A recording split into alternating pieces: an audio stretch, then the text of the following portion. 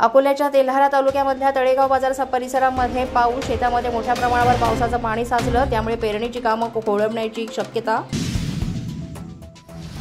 गुहागरमधल्या साखरी आगार गावामधल्या घरांवर दरड कोसळली, सुदैवानं कोणतीही जीवितहानी नाही, मात्र मोठं नुकसान. जालन्यामधल्या बदनापूरमध्ये बाजार वाहेगावमध्ये भर रस्त्यावर पाणी साचल्यामुळे तरुणाचं ग्रामपंचायतीच्या विरोधात आंदोलन, पाण्यामध्ये बसून केला निषेध. करमाळा तालुक्यामधल्या ग्रामीण भागामध्ये रस्ते मंजूर होऊनही कामच होत नसल्यामुळे रुग्णाला खाटेवर बसून देण्याची वेळ, त्यामुळे प्रशासनानं तातडीनं लक्ष घालून रस्त्यांची कामं करण्याची ग्रामस्थांची मागणी.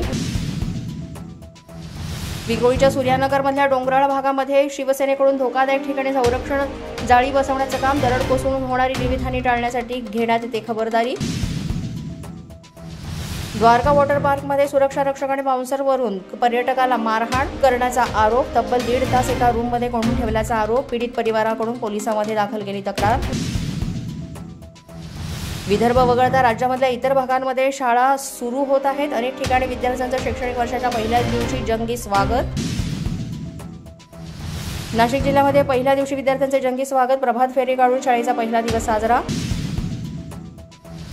शाळेच्या पहिल्या दिवशी मुख्यमंत्र्यांसोबत मान्यवर सुद्धा विद्यार्थ्यांचं स्वागत करणार.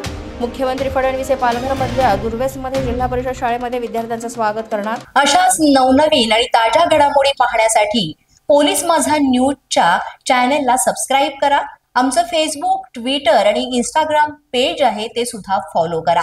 तसंच अधिक माहितीसाठी पोलीस माझा न्यूजची वेबसाईट आहे www.polismazha.com या वेबसाईटला अवश्य भेट द्या.